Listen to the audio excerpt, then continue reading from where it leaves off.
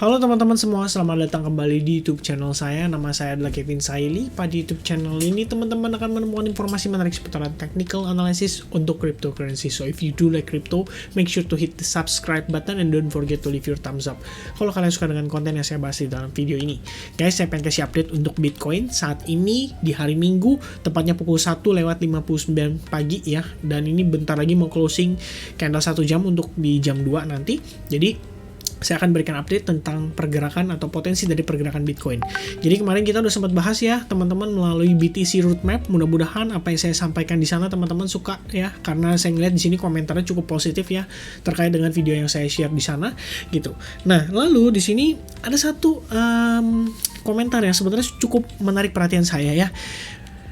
Nah, saya kasih like dulu. Oke, jadi komentarnya itu dari Bapak Aswin Hendrato ya. Apakah benar saat peak BTC kemarin itu sudah sentuh Fibo 1.618? Kalau benar, harusnya sudah saatnya turun. Itu dia memberikan pertanyaan gitu. Nah, ini saya pengen kasih penjelasan soal hal ini. Jadi, earlier today, saya di sini sempat ngeliat satu video ya dari YouTuber, di mana dia menggunakan Fibonacci extension untuk mencari potential Fibo target atau area target yang akan dicapai oleh si Bitcoin ini gitu. Nah, pertama, mungkin saya akan coba bikin lebih clear ya. Jadi ini ada beberapa chart yang kebetulan saya udah punya. Ini saya clear aja deh, biar lebih enak ya. Jadi teman-teman kalau misalnya lihat dari sini ya, ini pergerakan Bitcoin terakhir saya yang saya share di video roadmap terakhir ya. Jadi sebenarnya kita ngelihat di sini dia agak overextend dari Fibo 100%. Dan ini saya menggunakan Fibo extension anyway. Jadi kalau misalkan saya tambah, saya terus terang belum tahu teman-teman, saya coba tambahkan dulu ya. 1272. Oke, nggak nyampe 1272 anyway ya. Kita ngeliat di sini dia hanya ketahan di kisaran 100% Fibonya dan lalu dia drop gitu. Nah, tadi saya sempat melakukan analisis, saya testing gitu. Pertanyaannya adalah Fibonacci 1618 yang ditarik itu dari mana gitu? Apakah dari pullback di sini? Oke. Which is ini bukan ya, karena kita bisa lihat di sini areanya 2618 gitu. Lalu apakah dari sini yang eksternal, which is ini juga sama, udah lewat 1618 gitu. Dan bisa juga teman-teman sebenarnya menggunakan Fibo extension gitu ya.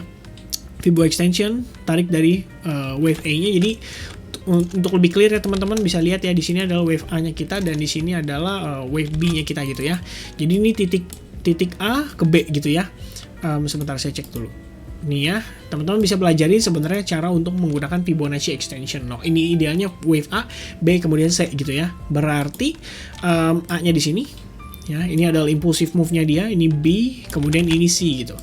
Nah, ini saya sebenarnya dikasih videonya. Jadi dijelaskan sama dia itu gini.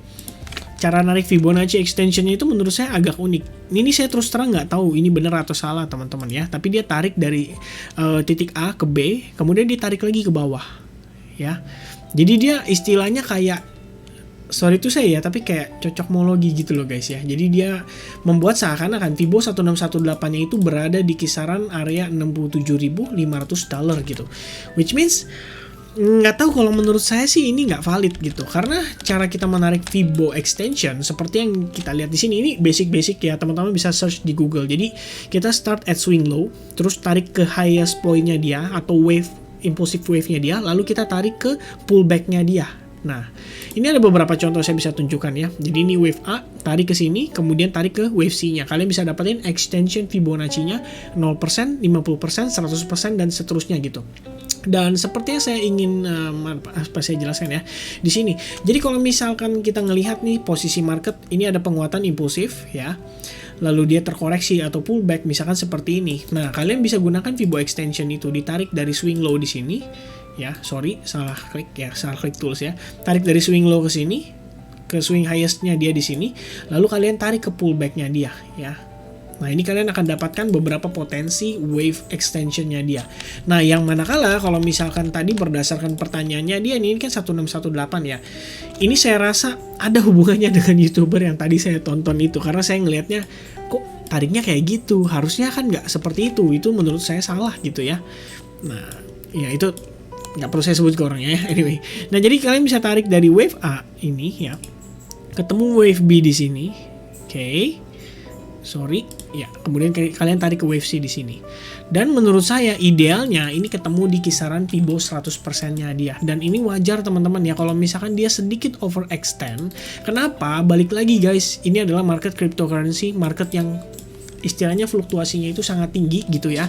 Jadi ini ya menurut saya yang tepat ya. Mungkin untuk mengklarifikasi barangkali ada teman-teman yang bisa sampaikan juga ya. Jadi make sure kalau bisa seandainya salah ya, atau saya mungkin yang salah ternyata kayak gitu bisa juga ya, itu ya teman-teman ya.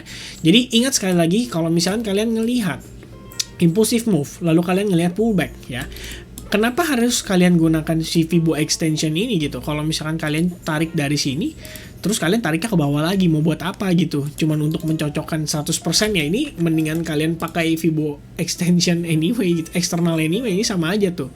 Sama aja kan, 1618, 100 gitu. Ini kita cocokkan ya area-areanya. Ini 100%-nya dia di sini udah pasti. 1272-nya dia di 57.000. Nah, sekarang saya akan keluarkan yang extension-nya ya di 1272. Tuh, sama aja gitu loh. Mau buat apa juga kan kalian tarik seperti itu. Jadi kalau misalnya kalian mau tarik dari sini ke sini supaya mencocokkan ini mencapai angka 1618 seperti ini, tuh ya. Ini nggak bijak teman-teman. Menurut saya ini salah dan lebih ke arah cocokmologi. Jadi harap berhati-hati. Kalau bisa research dulu ya cara menarik Fibonacci extension yang benar itu seperti apa. Kalau misalkan seperti itu nantinya jadi misdirection ya, takutnya membahayakan yang lain. Oke, so lanjut ya untuk pembahasan berikutnya. Anyway, sorry kalau misalkan saya harus mention soal hal ini, soalnya technical analysis itu ada teorinya dan ada rulesnya. Jadi kalau misalkan kita takutnya salah gitu, salah sebut, better lebih baik jangan menggunakan tools itu, karena takutnya justru malah apa ya, tadi jelas ya yang sudah saya jelaskan gitu ya. Dan ya mudah-mudahan gitu ya teman-teman ya. Langsung aja kita masuk ke dalam pembahasannya juga. Dan untuk pergerakan hari ini kita ngelihat si Bitcoin ini bisa ketahan ya di kisaran area resistance line. Menurut saya itu udah cukup baik teman-teman. Tapi tetap harus saya ingatkan ya, karena mengingat di time frame 4 jam itu sebenarnya pembahasan kita terakhir itu kan kita memang sedang menuju ke ABC correction pattern ya, seperti yang sudah kita jelaskan di video terakhir. Sebentar teman-teman ya, mana tuh, apa saya sudah ganti ya chartnya ya, ini ya kurang lebih ya ABC correction ya. Oh iya, sorry, saya udah update ya. Jadi sebenarnya kan terakhir kita udah bahas ya, di sini adalah proses terjadinya 5 wave ya. Wave 1, wave 2, kemudian wave 3, wave 4, dan wave 5. Oke.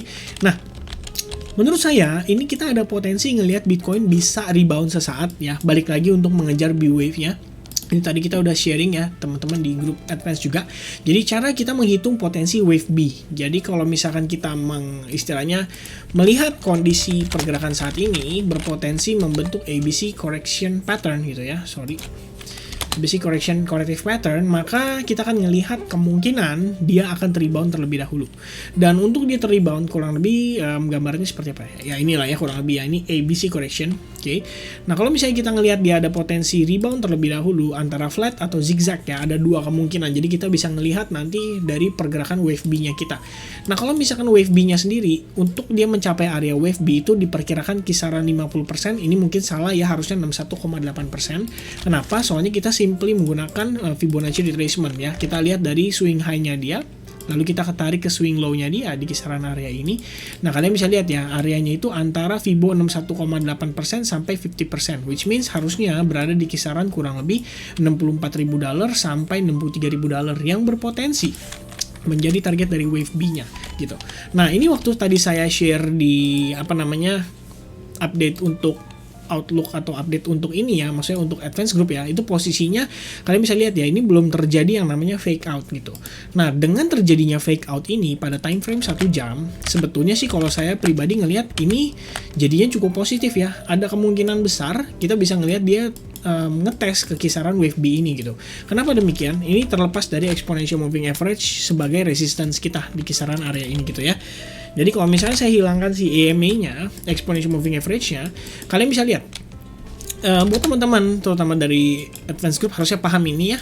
Ketika ngelihat market itu seperti hendak breakdown dari si support line-nya, dan kalian bisa lihat ya sepanjang apa ini buntutnya, lalu kemudian terrecover dalam satu gerakan ya, sehingga saya biasa sering bilang ini atau sering mention ini sebagai V formation ya, V formation. Nah setelah V formation itu biasanya yang terjadi berikutnya adalah market itu cenderung sideways ya. Jadi dia sideways. Nah konfirmasi setelah ini seandainya dia breakout ke arah atas, maka ini akan menjadi kecenderungan yang positif bagi pergerakan si Bitcoin. Kenapa demikian? Karena artinya kita ngelihat di sini pelemahan momentum terhadap seller itu sudah terjadi ya. Kalian bisa lihat seller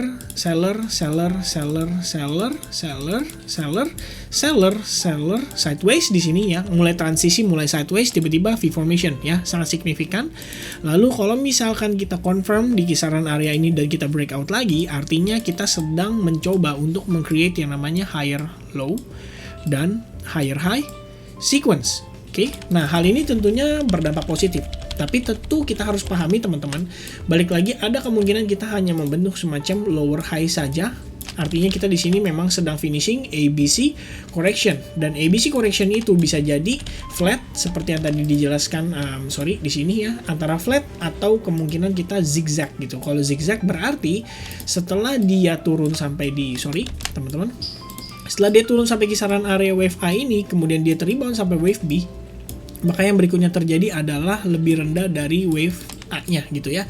Dan artinya nanti itu akan kita hitung kembali ya. Tinggal kita perlu ngeliat dulu nih kira-kira apakah wave B-nya kita tuh stop sampai di kisaran area ini. Itu yang perlu diperhatikan untuk saat ini teman-teman.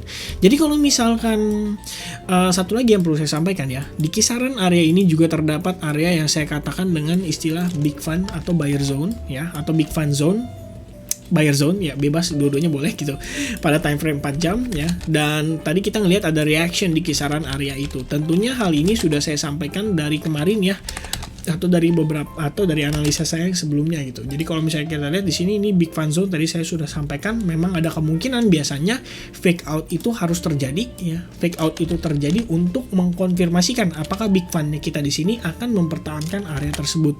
Dan nyatanya sih so far karena kita ngelihat V formation dan juga kita ngelihat dia sideways saat ini, itu berarti ada kemungkinan, ada indikasi Bitcoin itu bisa balik penguatan dulu atau rebound dulu. Dan kalian bisa lihat ya di sini either dia ngebentuk kayak semacam triangle atau mungkin dia ngebentuk semacam sideways range aja, kurang lebih seperti ini gitu ya. Intinya ya konfirmasinya adalah pada saat dia breakout dari area resistance terdekatnya. Oke.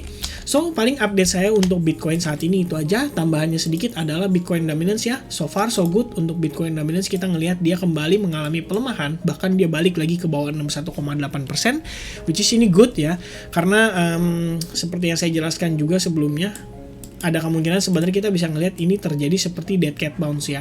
Cuman karena akhiran 61,8 lewat, terus sempat ke 78,6, ya mana tahu mungkin karena volatilitasnya yang tinggi, jadi kita ngelihat dia sampai 78,6 baru dia dead cat bounce, which is Bitcoin dominance sebentar lagi akan di take out ya, dan Ethereum dominance sesaat lagi akan menguasai market gitu ya. Dan kalau misalkan Ethereum dominance kembali penguatan seperti yang saya sampaikan sampai di kisaran area 20% aja, maka kalian jangan heran kalau misalkan ngelihat walaupun Bitcoinnya turun ya, walaupun kita ngelihat Bitcoinnya turun, tapi altcoin itu ada yang hijau beberapa ya. Kalian bisa lihat di sini ada beberapa yang udah mulai gain ya, terlepas dari yang masih merah gitu. Oke, so paling itu aja update saya untuk seputaran Bitcoin pada malam hari ini. Nggak malam hari sih, ke teman-teman bakal lihat ini pagi hari. Thank you so much. Kalau misalnya teman-teman nonton video ini sampai selesai, make sure kalian komentar 3%, karena saya ngelihat ada peningkatan ya yang nontonnya sampai selesai dan banyak banget. Saya pengen bilang terima kasih banyak ya, dan untuk sebagai rasa terima kasih dan juga karena subscriber sudah mencapai 35.000, rencana saya akan adakan live streaming, dan live streaming itu kemungkinan akan saya adakan di hari Selasa 2 hari mendatang. Okay? So once again, thank you very much for watching this video till the end. I hope you guys enjoy and like this video. Make sure you give your thumbs up kalau kalian suka, dan sampai ketemu lagi di update berikutnya. Cheers!